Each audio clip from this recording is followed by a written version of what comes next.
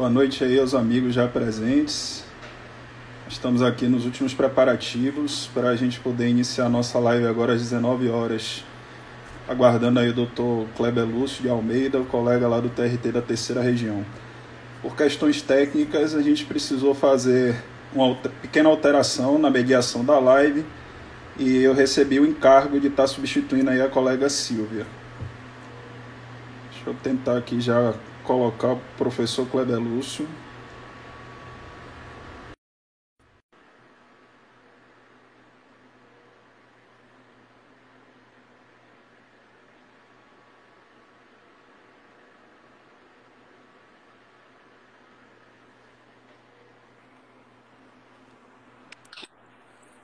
Ô, professor, boa Anderson, noite. tudo bem? Boa noite.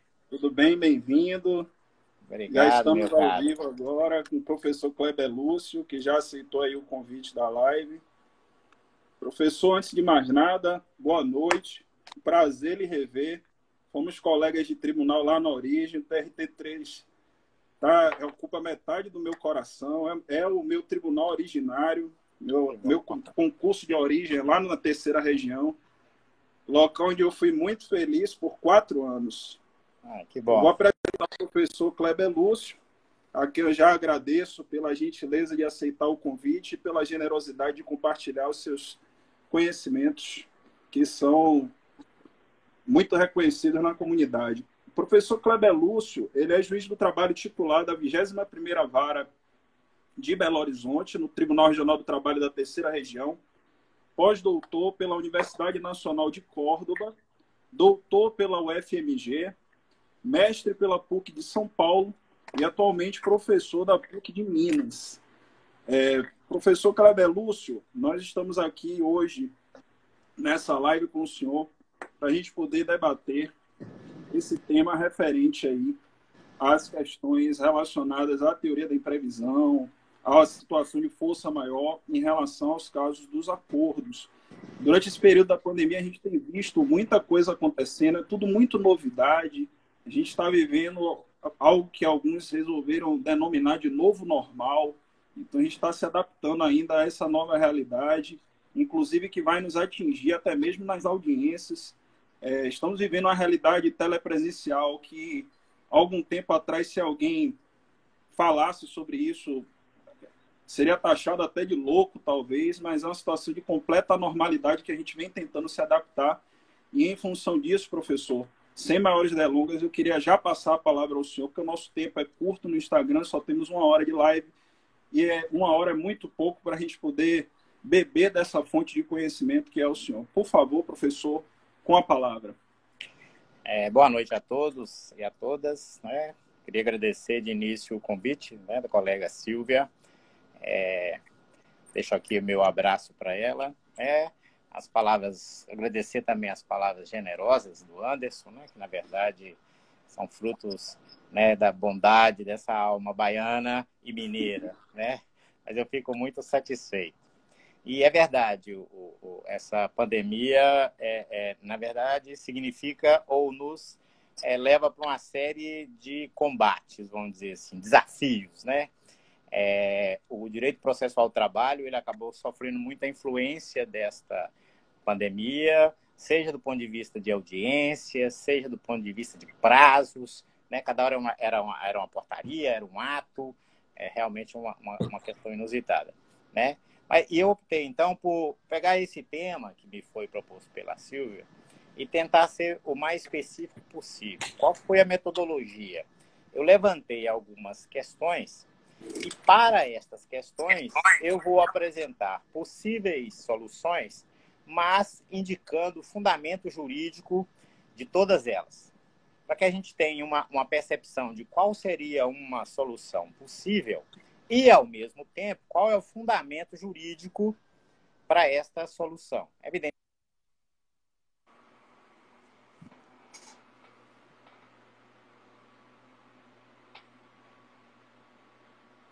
Professor Kleber? Professor, está me ouvindo?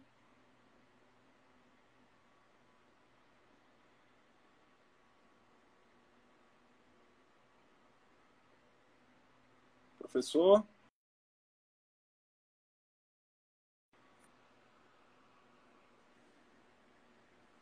Bom, gente, a gente teve algum problema aqui de inconsistência técnica com o professor. Eu vou fazer aqui novamente o convite para ele.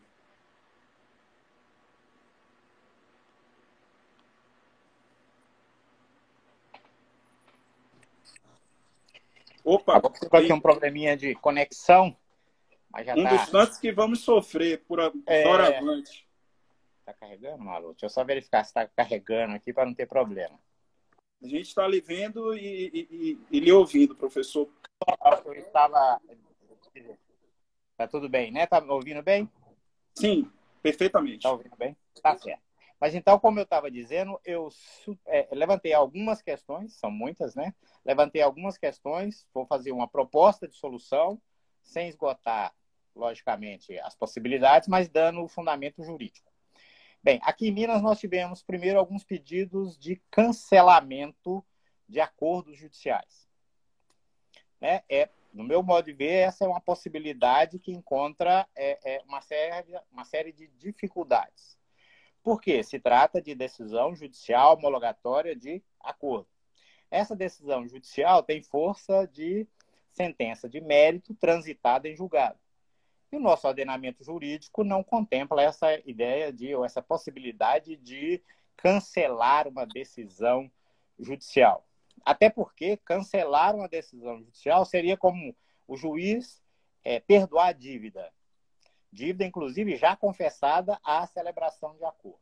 Então, a primeira questão é possível cancelar o acordo? Na minha perspectiva, não, porque aí tem a questão da coisa julgada, cujo respeito é imposto expressamente pela Constituição, e a Constituição vai além para reconhecer o direito à segurança jurídica, e a coisa julgada persegue exatamente a segurança jurídica, né? Além do que, segundo a própria Constituição, ninguém é obrigado a fazer ou deixar de fazer alguma coisa, senão em virtude de lei. Ou seja, ao trabalhador não pode ser imposto o desrespeito à coisa julgada já constituída.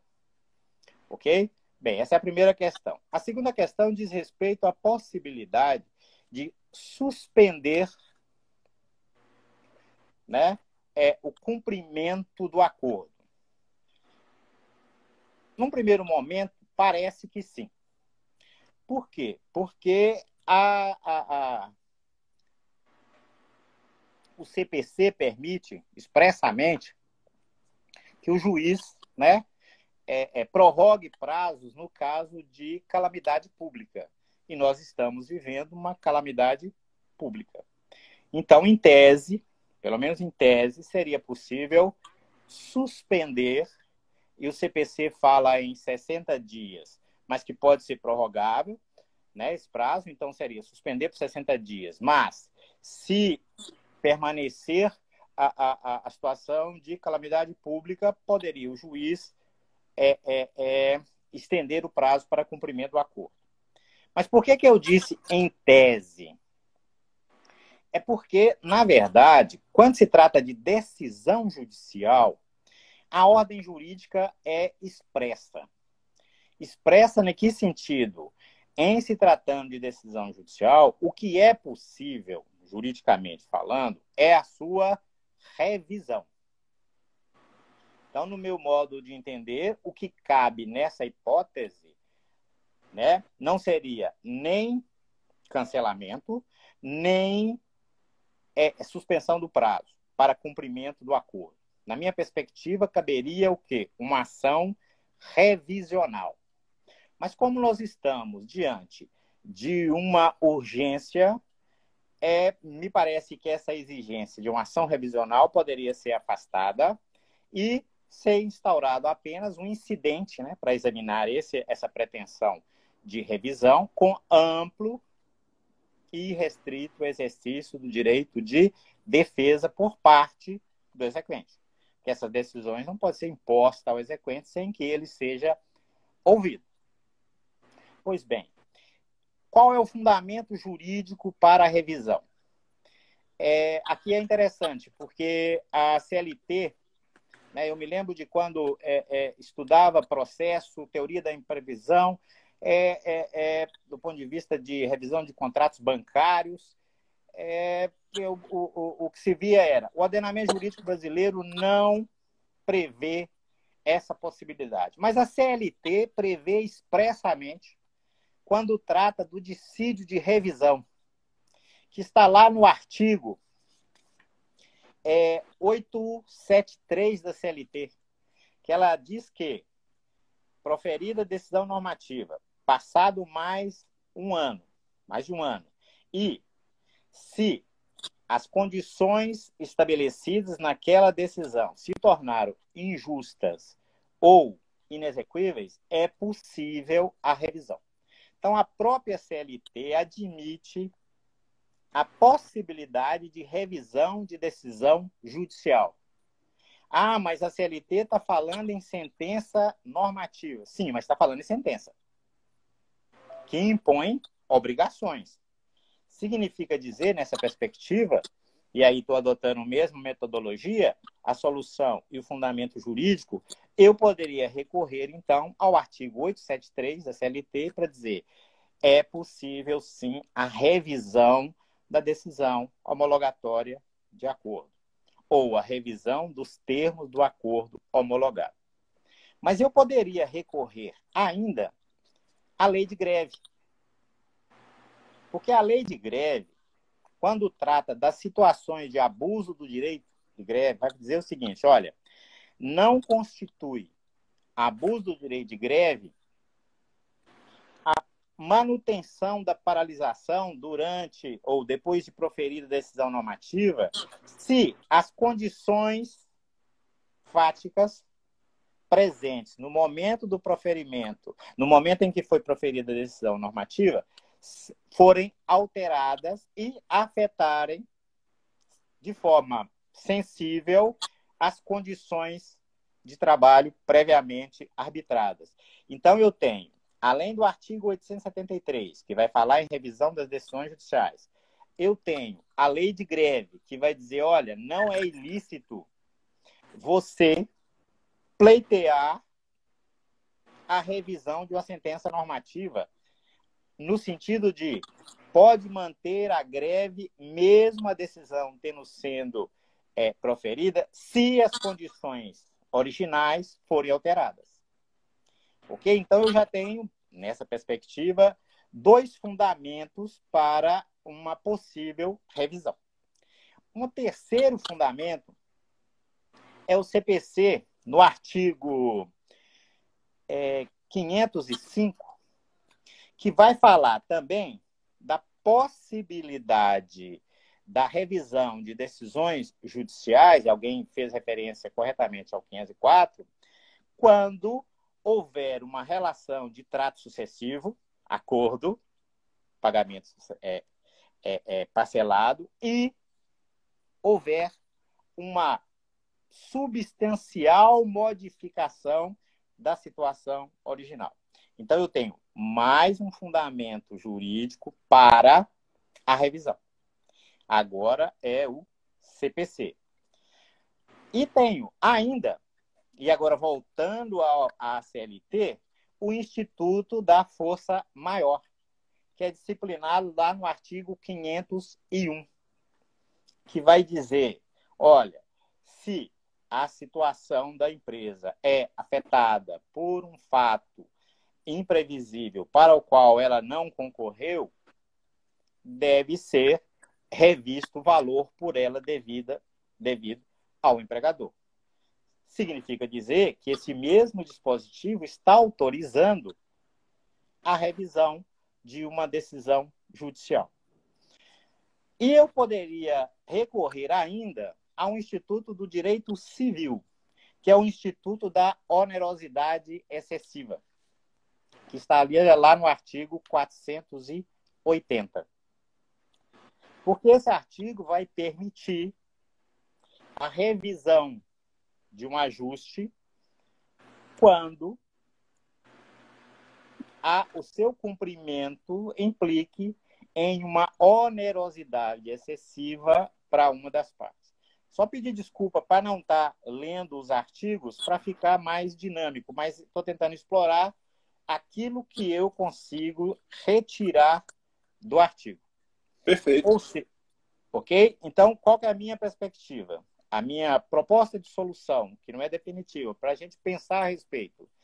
Não é possível cancelar, não é possível protelar o cumprimento, mas é possível a revisão. Bem, é possível a revisão, na minha perspectiva, com base, né, na teoria da imprevisão, na força maior, tá certo? Em todas essas perspectivas. Aqui uma observação, há uma pergunta, né? E a coisa julgada? Pois é, nestas hipóteses previstas lá no CPC e também no 873, vamos ficar no 873, que é o mundo do trabalho, é expressa a autorização para rever a decisão. Aqui nós temos que tomar um cuidado. Por que não há ofensa à coisa julgada? Vamos pensar em adicional de insalubridade, né, que cabe à revisão. Porque a decisão foi proferida com base num substrato fático. Agora eu estou requerendo a revisão com base em outro substrato fático. Então eu não estou repetindo um julgamento. Eu estou proferindo um novo julgamento, agora revisional, com base em uma nova realidade fática. É assim que se faz, por exemplo, com adicional de insalubridade, adicional de periculosidade, né? É possível, então, sem ofensa à coisa julgada, a revisão da decisão judicial. Pois bem, admitida essa hipótese, né, vou partir do pressuposto que alguém concorde com a ideia de que pode rever, devem ser observados alguns critérios. Primeiro, deve ser demonstrada a existência de um fato que altera sensivelmente a condição econômica do devedor. Quem tem que provar esses fatos? O próprio devedor. Por quê? Porque nós estamos diante de uma situação excepcionalíssima. Se ela é excepcional, cabe a quem quer se valer desta solução provar que estão presentes esses dois requisitos, né?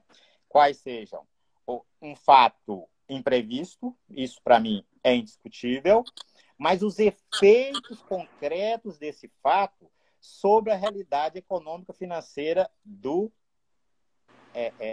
devedor. Nessa perspectiva, inclusive, no meu ponto de vista, sequer poderia falar em presunção de prejuízo à condição econômico-financeira da empresa. Por quê? Porque nem toda empresa foi afetada por esse coronavírus. Aliás, tem empresas ganhando dinheiro exatamente nesse momento. É só pensar nas empresas que lidam com entrega de alimentos, né? Cresceu assim uma proporção fenomenal o movimento. É só pensar nessas empresas que produzem álcool gel. Também houve um aumento, né, considerável da sua produção e, portanto, uma melhoria da sua condição econômico-financeira. Então, primeiro, é necessário a prova de que efetivamente aquela empresa foi concretamente atingida pelas medidas adotadas para combater a epidemia do coronavírus. Segunda observação. O juiz do trabalho, nessa situação, e o advogado que vai fazer esse pedido, tem que fundamentar e tem que justificar qual é a razão pela qual o juiz vai ter que optar entre a sobrevivência da empresa e a possível sobrevivência do trabalhador. Então, não basta, no meu modesto entendimento, dizer, olha, o coronavírus causou problema para todas as empresas, para todos os segmentos, logo está deferido. Não. Eu tenho que justificar o porquê que uma situação patrimonial, sobrevivência da empresa, vai se sobrepor a uma situação existencial, sobrevivência do trabalhador. Porque os dois foram atingidos. Não é só a empresa. O trabalhador ficou, né, E olha que aqui é trabalhador, como regra, desempregado, que celebrou acordo, logo depende daquele valor, né, para sobreviver.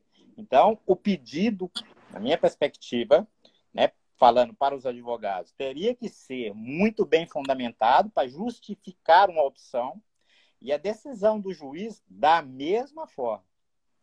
Ele tem que dizer por que que, neste caso concreto, eu estou revendo o acordo. Por que que eu, neste caso concreto, entendo que devo prestigiar a decisão ou a sobrevivência da empresa.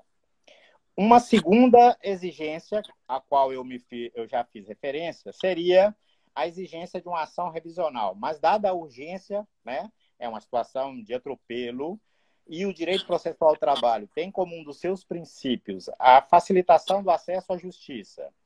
E o segundo princípio, a simplificação das formas e procedimentos, eu posso adotar esses dois princípios para dizer, olha, aqui eu vou examinar essa pretensão a partir de um mero incidente. Eu não vou ser formal a ponto de exigir o ajuizamento de uma ação revisional, até porque nem todo estado, nem todos os juízes estão realizando audiência por videoconferência. Então, eu tenho que pensar no acesso à justiça. E, nesse aspecto, o direito processual do trabalho é muito interessante, porque ele vai dizer, olha, tem que ser facilitado o acesso à justiça. E tem uma série de técnicas para isso. Não exige antecipação de custas. Em algumas situações, não precisa de advogado para propor demanda. A demanda pode ser proposta até verbalmente, né? Pelo menos na terceira região, nós ainda temos o serviço de atermação. Então, nós temos que demonstrar que, naquele caso concreto, a razão pela qual eu estou optando por prestigiar a empresa. Por outro lado, tem uma questão da mora pré-existente. A decisão que resolve pela suspensão ou a decisão que resolve pela revisão, ela só vai produzir efeitos, na minha perspectiva, em relação às parcelas que não foram pagas depois do reconhecimento da epidemia e depois que se caracteriza o fato imprevisto, os prejuízos. Por quê? Porque a mora anterior não pode ser desconsiderada.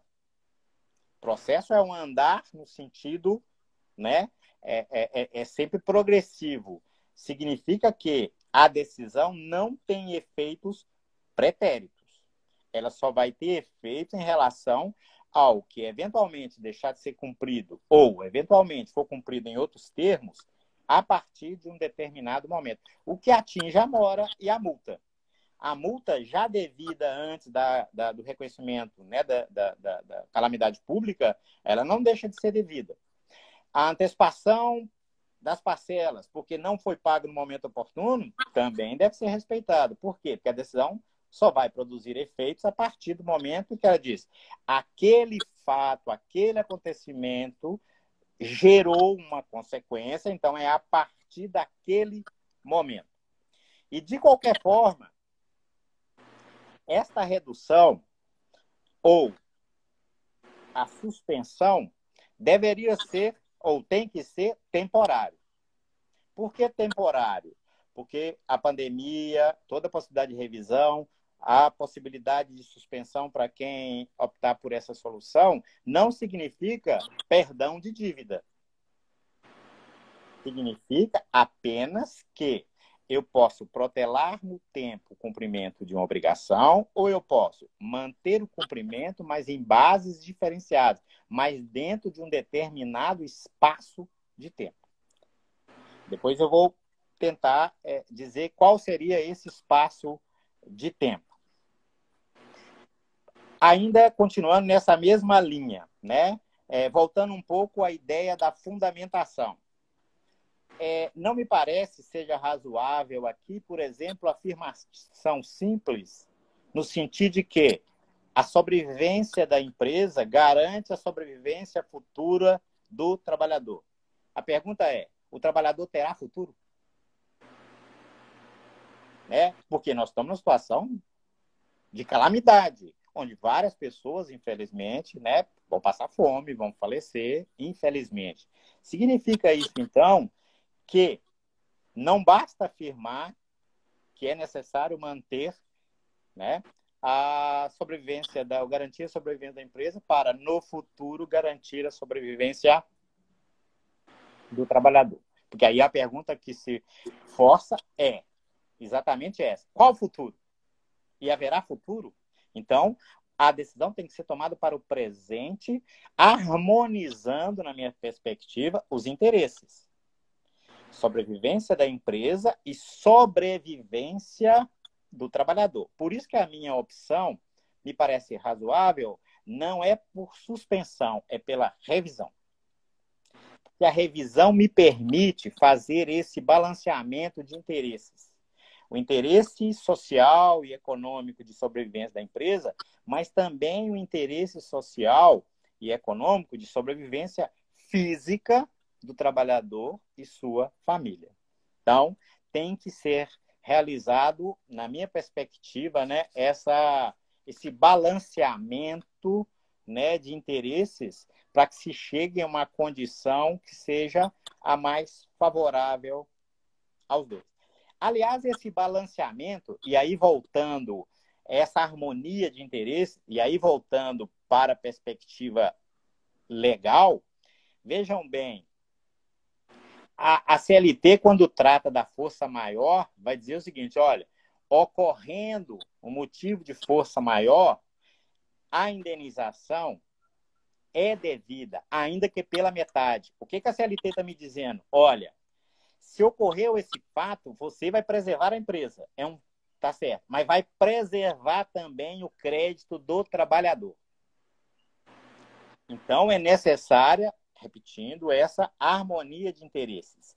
E aí não é um ponto de vista pessoal sem um fundamento jurídico. Ele estaria no artigo 502 e 503, né? O 503, inclusive, vai dizer que a parcela não pode ser menor do que o salário mínimo.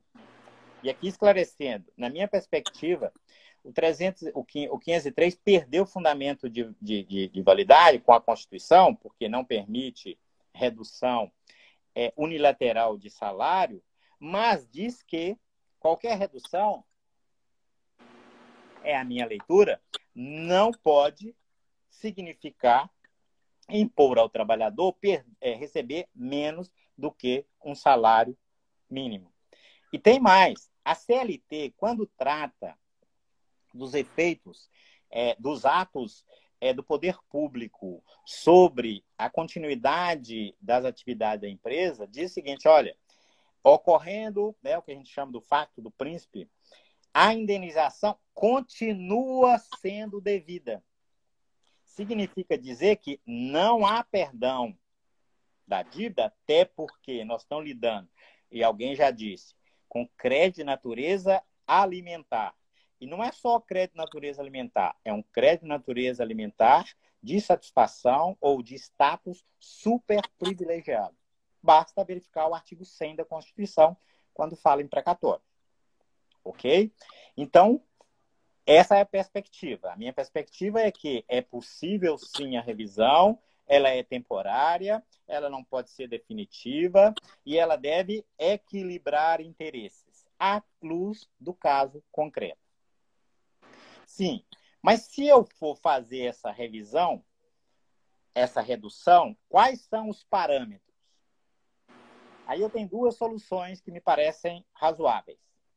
Primeiro, usar o artigo 502 e 503 da CLT, metade. Porque aí eu tenho um fundamento jurídico, não deixa de ser um posicionamento baseado apenas numa perspectiva subjetiva. A lei diz que, ocorrida a força maior, prevalece o crédito, que vai ser pago, no entanto, no importe correspondente a 50%. Mas se eu quiser dar um passo adiante, eu posso usar a própria medida provisória 936. O que diz essa medida provisória? Ela vai dizer que é possível reduzir salário em 3 percentuais. 25, 50 e 70. Então, o juiz poderia usar, penso eu, por analogia, essa medida provisória para dizer, olha, eu tenho parâmetros legais. Quais são os parâmetros legais? É porque a lei, ou a medida provisória, fala em 25, 50 ou 70. Qual é a opção? A opção vai ser ditada pelo caso concreto. Qual foi o nível de prejuízo econômico-financeiro que a empresa sofreu? Qual é a necessidade do trabalhador? E aí eu vou tentar, à luz do caso concreto, chegar a um equilíbrio. Equilíbrio no sentido de que vou rever, mas mantenho a obrigação de pagar o acordo, ainda que em percentuais diferentes. Ok?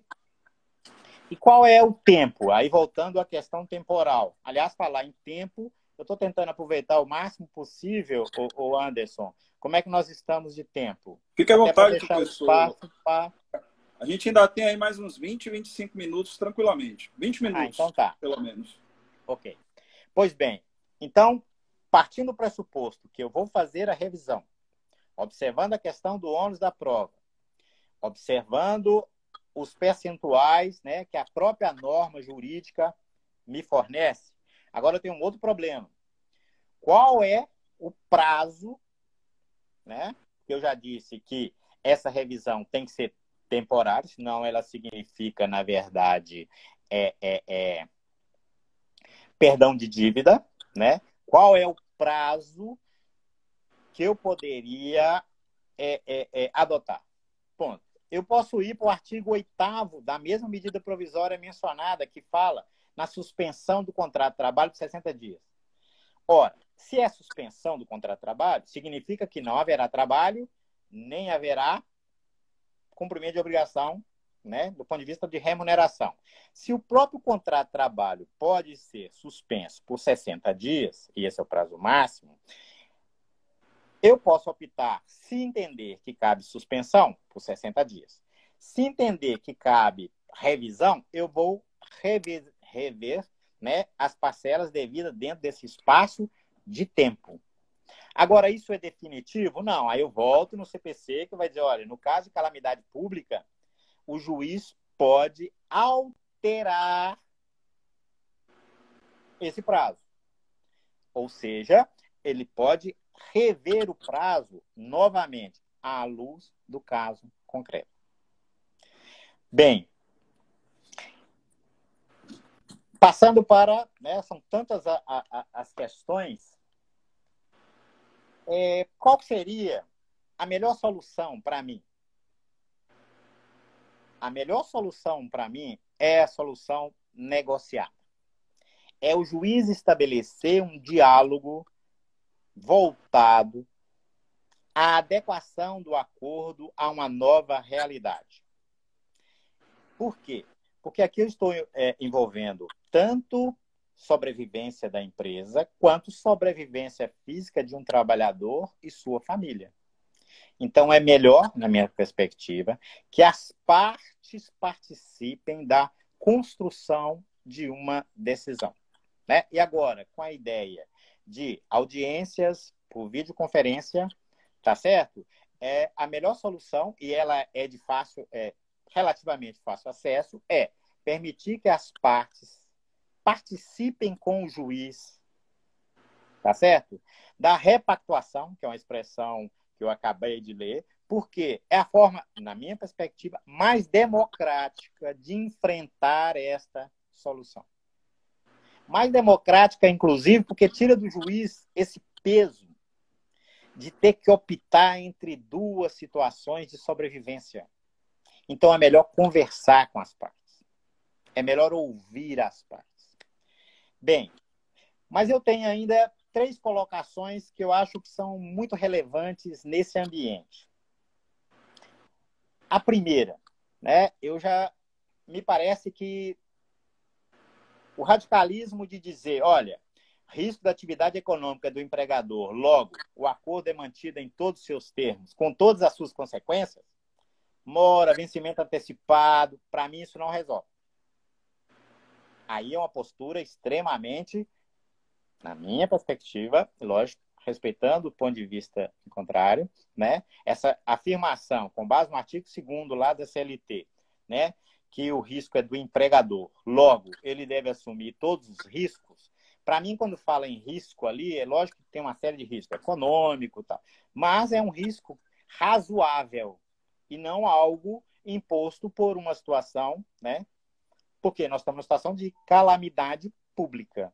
Então, esse risco não deixa de existir, mas ele também não pode ser levado ao extremo de dizer a distribuição do risco resolve todos os meus problemas.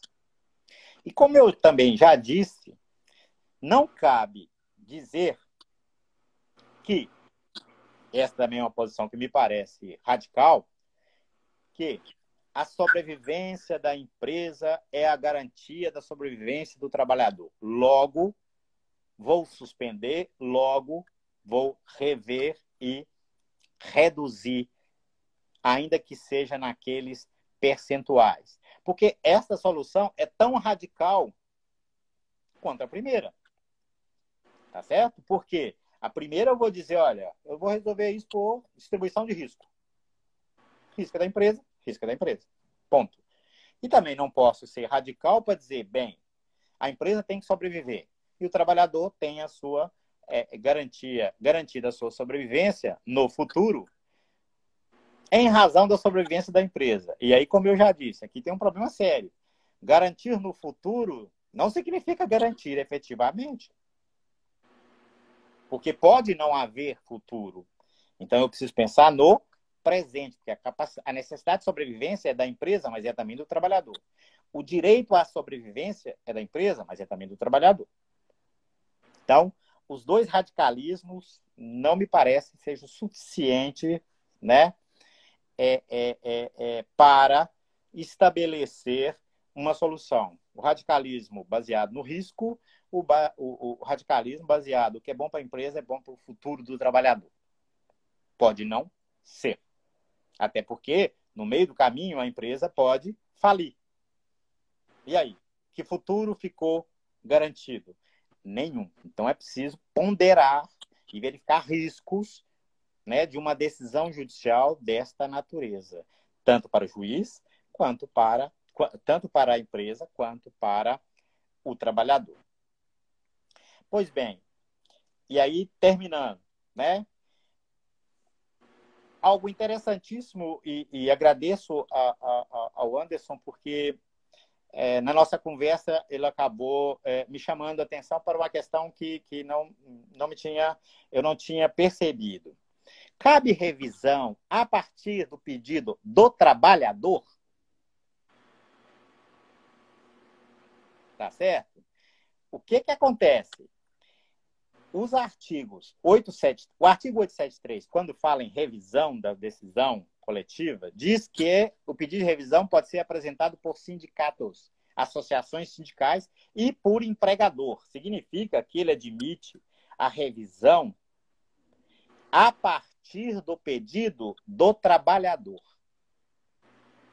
Essa seria uma perspectiva. E também, lá no artigo, no Código Civil, quando fala em revisão, revisão é no sentido de proteger uma das partes do negócio. Parte dos negócios, ou parte de um vínculo de emprego, ou parte de um acordo, autor e réu. Reclamante, reclamado, empresa, trabalhador. Então, é possível, nessa perspectiva, uma revisão que eu vou chamar aqui, é aleatório, uma revisão inversa. É uma revisão no sentido positivo. Qual que seria, então, neste caso, o fundamento?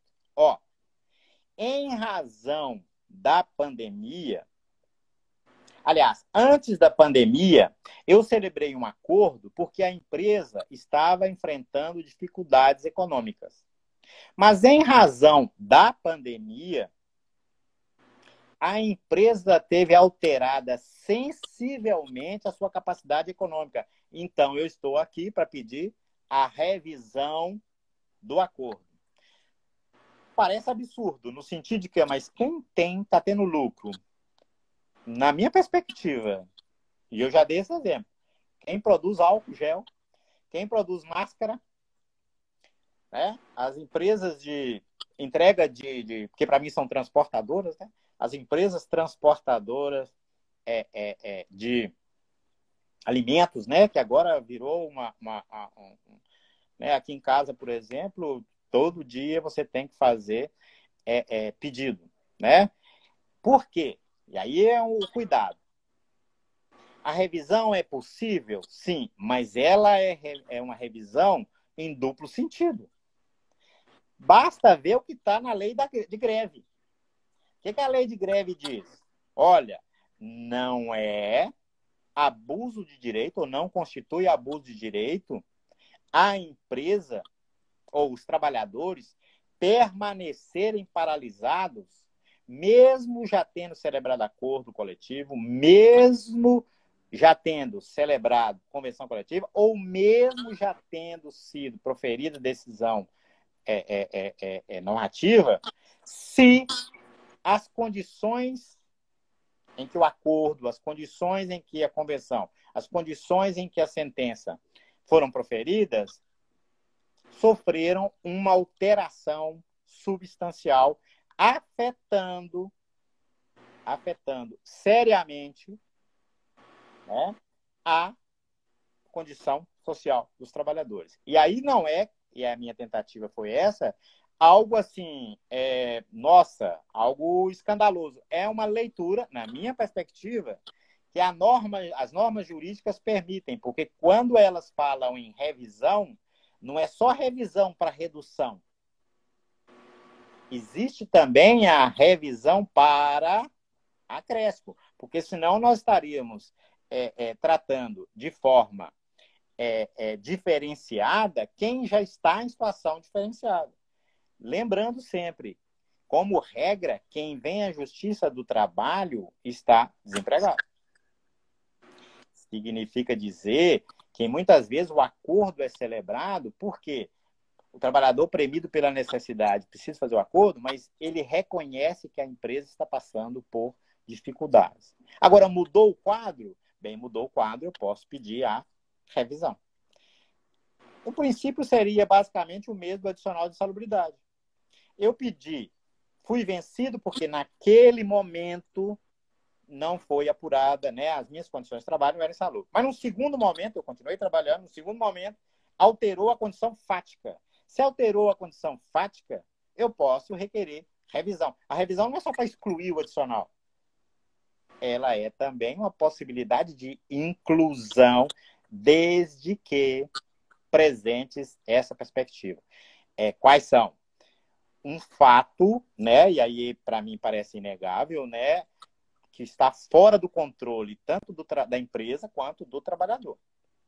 Fato que pode, nem sempre causa, pode causar um sensível, um sério, um considerável, né, prejuízo para a condição econômica financeira da empresa. Mas pode ser o inverso também. Uma condição deficitária pode levar a um acordo. E essa condição deficitária pode ser alterada no futuro em razão da mesma pandemia. É difícil? É difícil, mas não é impossível. É uma triste realidade, mas é uma realidade. Muitos ganham com crise. Né? Quem lembra daquela situação do Katrina, né, lá nos Estados Unidos, é muito interessante porque eles aproveitaram a crise para transformar todas as escolas públicas em escolas privadas. Né? Não sei se vocês já leram um livro muito interessante, chama A Doutrina do Choque. Né? As pessoas, ainda sob o impacto, né, da situação, né, de calamidade pública, e você toma medidas contra elas e elas nem conseguem perceber a extensão do que está sendo realizado. É o que aconteceu também, de certa forma, no Chile, sob Pinochet. Né? Você tem um golpe e usa o que a gente chama teoria né, a doutrina do choque para decisões que afetem sensivelmente a condição social do trabalhador. Mas, em resumo, É lógico que essas são possibilidades, né? São possibilidades que eu tentei construir, sempre fundado, né?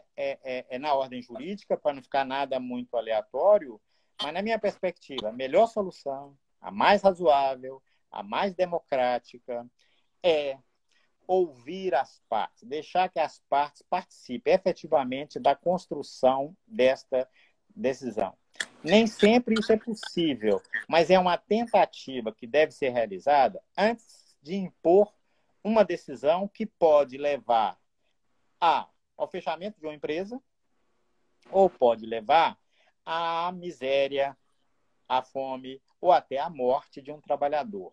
Então, é necessário, nessa perspectiva, né, de construção democrática das decisões, porque esta é uma decisão, e são decisões, em algumas situações, isso inclui advogado, né, o primeiro juiz da causa é o advogado, é uma decisão que exige uma criatividade muito grande, porque ela envolve sobrevivência, né? Ela envolve capacidade do trabalhador sobreviver e garantir a sobrevivência dos seus entes queridos, envolve também a empresa, se envolve os dois, é melhor ouvir os dois do que impor uma decisão, principalmente uma decisão que seja radical, risco da empresa, ponto. A empresa tem que ser mantida, ponto. Ok? Então, okay. Agradeço. Aí eu espero não ter ultrapassado o tempo. Não, de forma alguma. Agradeço e fico pronto para qualquer observação, né, qualquer indagação que vocês queiram fazer. Eu peço desculpa pela minha intervenção, mas é porque a gente já está caminhando aí para o fim e eu não queria perder a oportunidade de atender aos espectadores que fizeram aí algumas indagações. Todo mundo está vivenciando essa situação aí na prática. Tanto nós da magistratura, quanto os colegas da advocacia também, e os representantes do Ministério Público do Trabalho, então, todo mundo está passando por isso. E aí eu tentei, na medida do possível, professor, coletar alguns dos anseios aqui do colega e externar para o senhor, para que o senhor pudesse fazer as suas ponderações. E eu estou vendo muita preocupação em relação aos limites da atuação do juiz nesse sentido. O senhor já deu alguns parâmetros de balizamento. Eu acho que vai do critério de cada julgador, ver até onde ele pode ir, mas o senhor enxerga algum limite, assim, algum ponto em que a gente não pode avançar além dele? Na minha perspectiva, tem dois limites básicos. O primeiro, o temporal. Eu tenho que estabelecer um parâmetro temporal. Eu posso até rever esse parâmetro temporal, né, com autorização do CPC, mas sempre tem um parâmetro temporal. Segundo, para mim não cabe simples suspensão. Tem que ter, é possível realizar o quê? A revisão. E esta revisão também tem que partir do pressuposto que não pode ser dispensado simplesmente o pagamento. Então, qual é o parâmetro? Ou é a metade, CLT, ou pode ser 25, 50 e 70, de acordo com a medida provisória, mas tudo, e isso para mim é muito importante, tudo fundamentado e explicada de forma clara, objetiva e completa qual é a razão da opção por retirar do trabalhador desempregado parte do crédito, que ele já deveria ter recebido há muito tempo e só está recebendo em razão de um acordo. Então, isso tem que ser muito fundamentado, né? Para mim, então, esses seriam os básicos, né? O primeiro, o aspecto temporal, o segundo, o aspecto quantitativo e agora, do ponto de vista processual, uma fundamentação exauriente, né? Porque é de uma gravidade fenomenal. Ainda dentro dessa linha, professor, e relativa também às inquietações sobre eventuais limites, a gente chegou já à conclusão, o senhor nos conduziu nesse caminho, de que o melhor mecanismo seria realmente uma repactuação. Com a anuência das partes, daria tudo certo. Sim. E não havendo essa anuência, essa decisão em cima dessa repactuação, dessa novação, ou como se quiser chamar, seria recorrível? Veja bem, o Código, o Direito Processual do Trabalho parte da perspectiva, né? E aí está muito voltada à ideia de celeridade, que as decisões, né? As decisões meramente interlocutórias não comportam recurso. Embora a reforma tenha criado uma situação diferente, né? Quando trata, salvo engano, da desconsideração da personalidade jurídica. Ela acabou admitindo, né, na reforma, e só entender, para vocês entenderem, para mim, reforma não é uma lei, reforma é um processo composto por várias leis, uma delas é a 13.467, para mim é um processo, e é um processo em andamento, né? Porque se vocês pegarem as medidas provisórias, você vê que o direito do trabalho está sob ataque constante. E há uma reforma como se fosse uma reforma permanente, né? Pois bem, esta decisão, como ela envolve sobrevivência, ela tem cunhos de uma decisão interlocutória, mas com efeito de decisão definitiva. Por quê? Porque aqui eu estou ligado com o presente, numa necessidade premente de sobrevivência. Então, qualquer decisão aqui, ela pode ter um efeito, né, o que a gente chama lá na doutrina, né, de decisão interlocutória com efeitos definitivos, e esse efeito definitivo, na minha perspectiva, permitiria recurso imediato. Não sei qual seria outro caminho. Aí ficaria cerceado o direito de questionar uma decisão de tamanha envergadura, né? Para mim, essa é uma solução que me parece razoável. Né? Professor, vi alguns colegas também ventilando a possibilidade dessa repactuação ser suscitada por uma das partes mais de uma vez. Eu poderia contextualizar para poder aproveitar o gancho. A gente está vivendo uma iminência de lockdown em alguns locais. Então, poderia haver uma repactuação nesse momento, a coisa avançar para um lockdown e exigir uma outra repactuação. O senhor visualiza como possível a repactuação da repactuação, por assim dizer? Na verdade, a repactuação pelas partes, né, aí, para mim, não teria nenhum problema. Né? As partes, reconhecendo uma nova realidade, né, comparecem em juízo espontaneamente ou uma parte intimada para a outra, né, para mim não teria nenhum problema. Agora, é possível revisão de revisão? O CPC, ele indica que fez a revisão, a situação fática foi alterada, você vai rever novamente.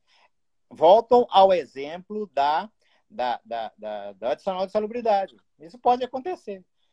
É devido no momento, não é devido no outro, aí o trabalhador é transferido do setor, agora passa a ter insalubridade, ele tem que ter direito de recorrer à justiça para o exame da nova realidade fática. E por quê? Porque aqui são obrigações de trato sucessivo, então é possível que os fatos sejam modificados e o ordenamento jurídico brasileiro permite. Né? Nós podemos pensar, por exemplo, aí fugindo um pouco do direito do trabalho, ação revisional de alimentos. Sim. Né? Eu peço uma revisão de alimentos porque o trabalhador recebia X. Né? Não me atendeu, mas está dentro da perspectiva. Agora, ele ganhou na loteria, tal, mudou, eu posso pedir, porque a minha necessidade não foi atendida lá, mas agora pode ser atendida aqui. Tá certo?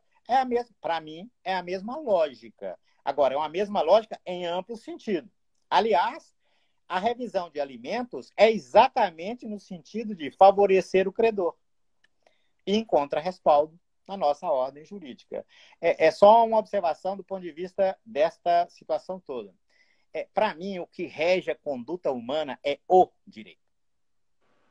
Não é uma norma específica. Se o que rege a conduta humana é o direito, eu posso procurar no sistema soluções que se adequem ao caso concreto. Não é à toa que nós temos a possibilidade, pelo artigo 8º, né, de recorrer à analogia. Eu poderia fazer aqui uma analogia com a ação de alimentos. E olha que lá na ação de alimentos acaba até prisão. Mais grave ainda, quanto mais uma revisão.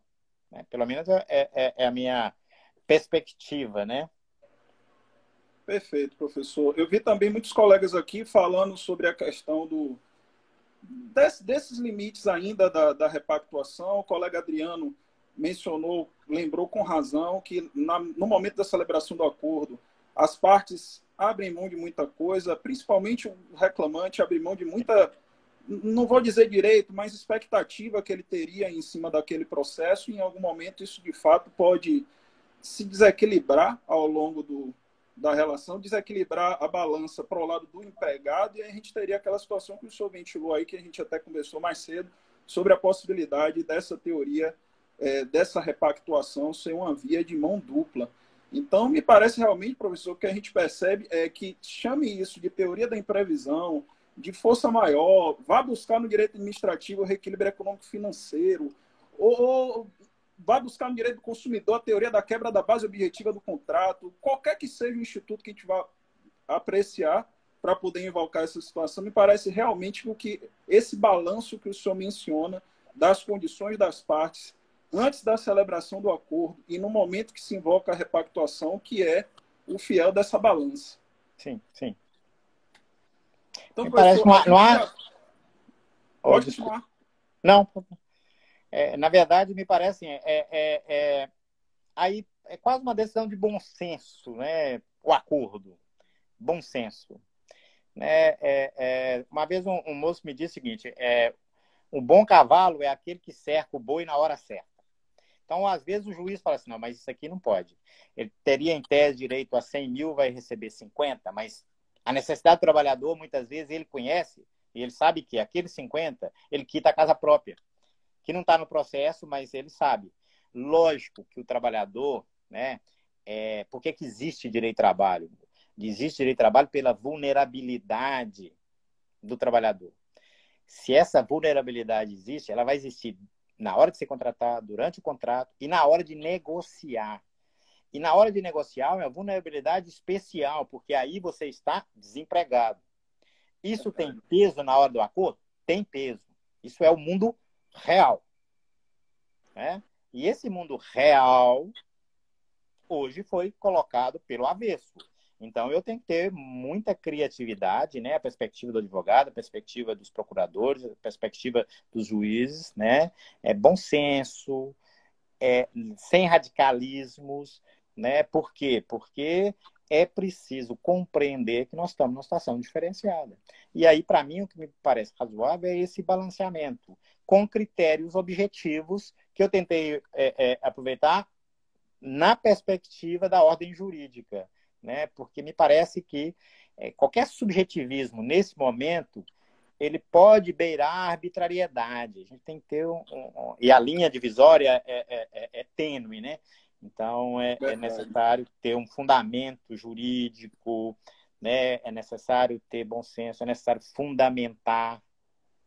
Para mim isso é indispensável, porque é opção, né? Opção de risco. Qual o risco maior? Professor, já apareceu aqui em cima o lembretezinho do finalzinho da live, já estamos bem no limite mesmo. Eu gostaria demais de agradecer ao senhor pela generosidade, o senhor sempre muito receptivo, fui testemunha dessa receptividade, do carinho que o senhor tem com os colegas mais novos, logo que cheguei lá no Tribunal da Terceira Região. Então, agradeço pela generosidade do senhor compartilhar o conhecimento e do senhor poder doar o seu tempo para a gente. Agradeço também aos colegas aí que assistiram às lives, advogados, pessoal do Ministério Público, os colegas aí de Minas que lembraram de mim, obrigado. Um abraço fraternal e carinhoso a todos vocês.